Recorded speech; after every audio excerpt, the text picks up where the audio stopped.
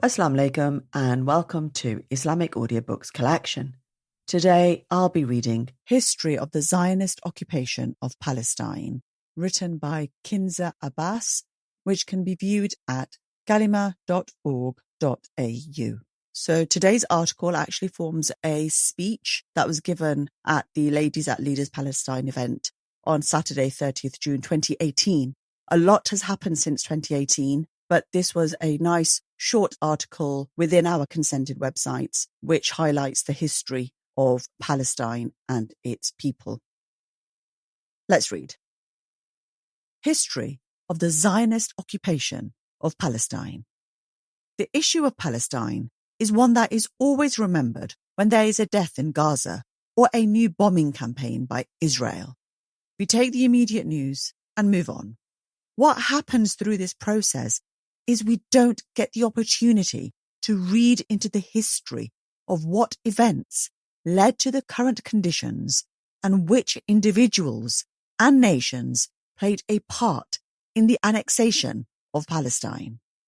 With the decline in investigative journalism these days, this is getting even harder. We forget the who, what, where, when, and why. This is the reason why we aren't able to understand or comprehend the severity of the situation in Palestine today. Naturally, when we aren't able to understand something, we refrain from speaking about it in fear that we are not informed enough about the topic to hold an opinion. But in this day and age, where people in Palestine are being killed in the hundreds, silence is no longer an option. So how do we solve this? I will attempt to tackle this issue by giving you a brief historical analysis of the Zionist occupation of Palestine. I'll give you the who, what, where, when, and why in hope that it will allow you to better understand the now and equip you with the knowledge to speak up for Palestine. Before I begin, I want to define what the word Zionism means, or what it means when someone says they are a Zionist, as this is a word that continuously appears when speaking about this issue. In simple terms, Zionism is an ideology which believes that Jewish people are entitled to the land of Palestine through God, and any measures necessary to obtain that are valid. It is the conception of a Jewish-only state. Zionism is rejected by many Jewish people around the world, as they see it in the same way we see ISIS, a foreign ideology that is using the name of religion to further a certain political goal. This is why we see so many Jews attending annual Al-Quds Day rallies around the world. In the year 1880, Palestine was under the Ottoman Empire with a population of 3,000 indigenous Jews living in Palestine. It was an era where the Jews, Christians, and Muslims lived together as Palestinians in peace and prosperity. However, this was the year when the Zionist project of occupying the land of Palestine began. Wealthy individuals such as Baron de Rothschild began to purchase lands and assist Jews from around the world to migrate to Palestine. The purpose of these initial moves was to prepare the grounds for the great Zionist project of occupying Palestine. These slow, secret, but powerful migrations would over time increase the Jewish population to the point where they were no longer in the minority. Period of World War I, the establishment of Israel. The next important era was that of World War I, WW1. World War I went from 1914 to 1918. In this period, two major advances were made in the Zionist project. The first one was the 1916 Sykes-Picot Agreement, which in simple terms was an agreement where the French and the British divided what was previously the Ottoman Empire into two spheres of influence, the British and the French. The area of Palestine fell under the British area. This was the beginning of what would be known as the British Mandate, where in 1922 the League of Nations would grant Britain control over certain areas of Palestine in order to advance the goals of the Zionist project. As can be seen in the map on the Kalima website, the area under British influence was the first area to be labelled as Israel. This validates how integral the British were in the creation of Israel. The second advance during the war was the signing of the Balfour Declaration in 1917, which directed the ideals of the British rule in Palestine. It would serve as the blueprint for the British officials that would live in Palestine in 1922 during the British Mandate. The letter stated the British would use their best endeavours to facilitate the achievement of this object, meaning the creation of a Jewish state. It was written by the then Foreign Secretary Arthur James Balfour to Baron Rothschild. This was the same man that began buying land in 1880. The repetition of certain names like that of Rothschild throughout this conflict point to the fact that the creation of Israel wasn't a natural or organic event. It was a planned, systematic, and brutal process of taking a people's nation to house a political ideology. The Balfour Declaration was the document that signed off the nation of Palestine as a national home for the Jewish people. Imagine that. You are living in your home and a stranger comes knocking on your door telling you to leave your home because the man next door said, "This home belongs to this man now." You ask them what gave the next door neighbour that right. Then they show you a piece of paper signed by your next door neighbour which says that this house now belongs to that man. This was the position of the Palestinians in 1917. The British signed off Palestine, a land of people, culture and history, to make way for the establishment of a Zionist state. In the background, as these agreements were taking place, many Jewish Europeans began moving to Palestine. This began the forced displacement and removal of Palestinians from their home. The Nakba, the catastrophe. The next date we move on to is 1948. This is said to be the most important date in the history of this brutal occupation. 1948, the year of the Nakba, which means catastrophe in Arabic, is the year where more than 700,000 Palestinians became refugees or internally displaced from their own land. More than 400 villages were destroyed, 13,000 people killed, and 30,000 injured.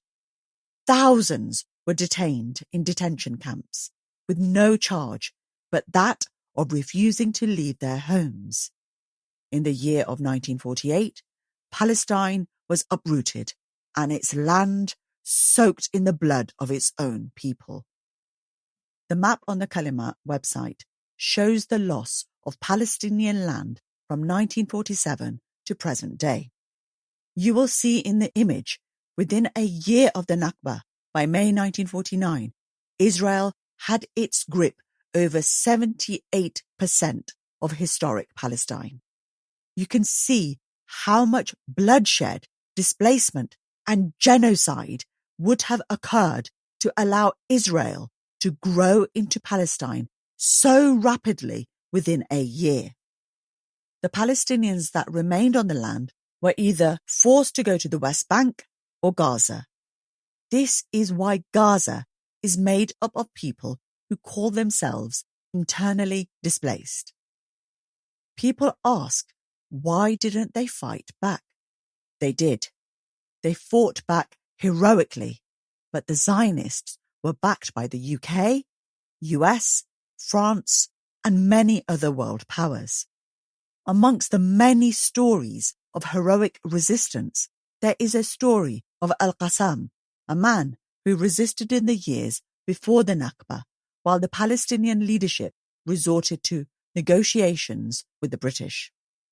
These people have always resisted, and as we are seeing even today, they continue to resist and sacrifice their lives to maintain what they have left. The 6-Day War, the Nakba. Since the Nakba of 1948, Palestinians have been made refugees with no right of return. The ones that remain in Gaza and the West Bank are continuously tortured, harassed, and killed without any fear of repercussions. This is the daily life of Palestinians since the Nakba. However, out of the many days of occupation, there are two major tragic dates that are integral to understanding the history of this occupation. The first is the 1967 war, which is known as the 6-Day War. This war resulted in the Israelis taking over the Gaza Strip, Golan Heights, Sinai Peninsula, and East Jerusalem. This specific war has a long list of events and includes the involvement of countries like Syria, Egypt, and Jordan. But what I want to highlight for this specific talk is that this war was a setback for the Palestinian resistance. Its outcome was that Israel tripled in size and increased the building of settlements on occupied territory. That is why they call it Nakba, the setback.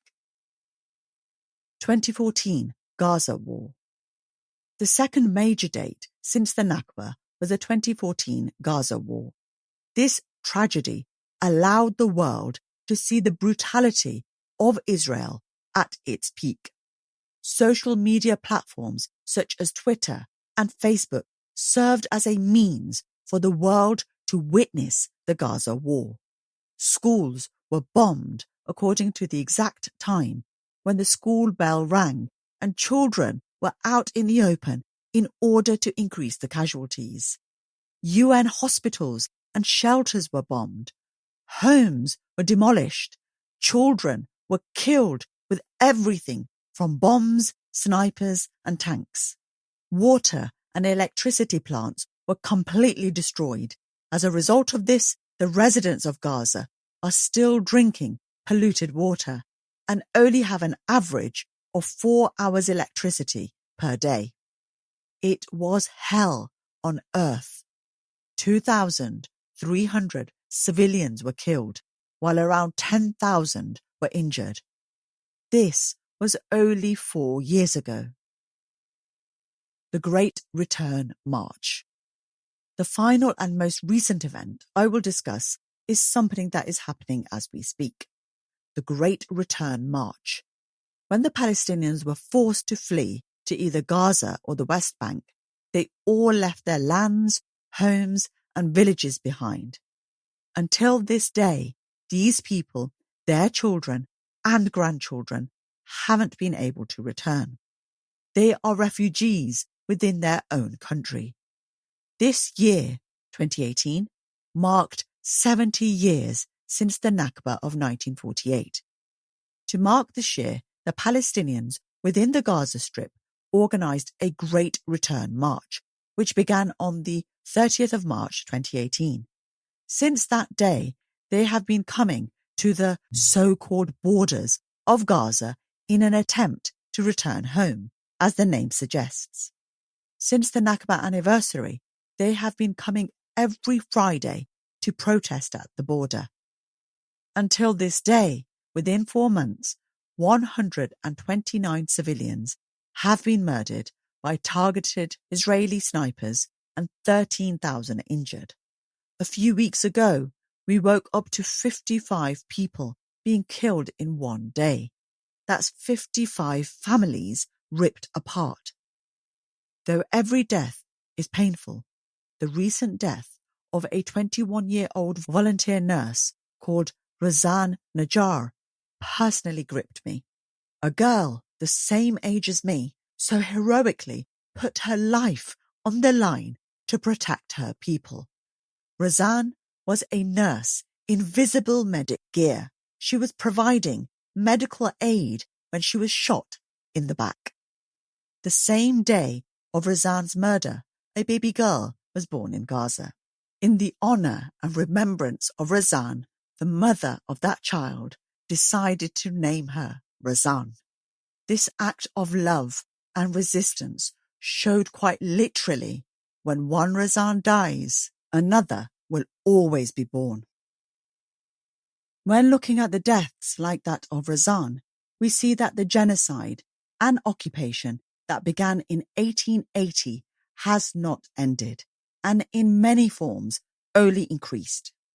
But at the same time, so has the resistance and determination of the Palestinian people. Therefore, it is our duty to also work to further increase our solidarity to this cause. If you are someone who follows politics closely, the events, tensions, and debates happening today in the Middle East region all suggest that the days of Israel are coming to an end. Political experts and scholars have said this, and the trends are showing it. The liberation of Palestine will undoubtedly happen soon, so we need to keep ourselves equipped with the knowledge, motivation, and spirit to take this struggle to the finish line with the leadership of the Palestinian people. In the Quran, Surah Isra, Ayah 81, Allah has promised us that falsehood is bound to vanish. So if we know that the days of the Zionists as the oppressors will end someday, and we know that the side of justice and truth will prevail and be victorious, the question then remains, what role will we play in that victory?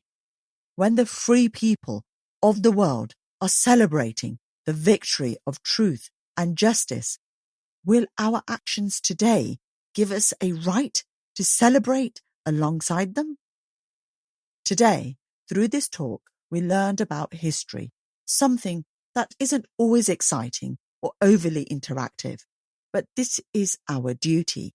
It is our duty to understand the crimes of the oppressor, the crimes of the Yazid of our time, so we can call him out, so we understand the suffering of our fellow Muslims, so we understand the privilege we have to protest and come back home safe, so we understand where our duty as awaiters of the justice of Imam Mahdi lies. Every year, on the last Friday of Ramadan, we mark Quds Day, a day initiated by the leader of the Islamic Revolution. He put this day aside for the issue of Quds, a day against Zionism and all oppression taking place around the world. I don't have time to go in depth today, but we are all aware that Bayt al-Maqdis, the first Qibla of all Muslims, the mosque where Prophet Muhammad, peace be upon him, went on Mi'raj, where Imam Mahdi is said to govern from for some years, is in Jerusalem. Against international law and against the sacred value this mosque holds for all religions, this year Israel declared Jerusalem as its capital. It symbolically took control over the holy mosque of Al-Aqsa. Does that not bother us, that such a historic and religious site is in the hands of the most oppressive force of the world? In Melbourne, we had another successful event this year, but we need more people to come out. We need you all to encourage our families, children, brother, sisters, and parents to come out to annual Quds events and any other rally organized for Palestine. We are here today in a gathering of women. Women play such a major role in resisting injustice and fighting the oppressors. We have the famous example of the revolutionary, defiant, and fearless personality of Sayyidina Zainab. She stood in the courtyard of the man who had oppressed her and her family, the man who had ordered the beheadings of her 2 children, brother and nephews. Whereas we are here sitting miles across the front lines, then what excuse do we have to not come out to protests and other events? Even if one historic event, image, or fact throughout this talk today enraged you, I ask you to give air to that fire within you. Let it fill you with rage and use that rage to stand against the Zionist forces. Use that rage to stand with the people of Palestine. Inshallah, within our time, we will not only see a liberated Bayt al-Muqaddis, but we will see the liberation of all lands and the eradication of all injustice with the ever close reappearance of our Imam Muhammad al-Mahdi. The author of the article also states, this article uses the word Israel only for the purposes of assisting people to identify and associate the crimes mentioned within this so-called state. However, we do not recognize Israel as a state, therefore encourage people to use the words as Zionist entity instead. As it was the case for this article, if mentioning the name is required for exposing Zionist crimes to an audience not familiar with this issue, then using quotation marks around Israel should at least be used to delegitimize it. That is it for today. I hope you found this article beneficial. Hope your day is full of blessings. Assalamu alaikum.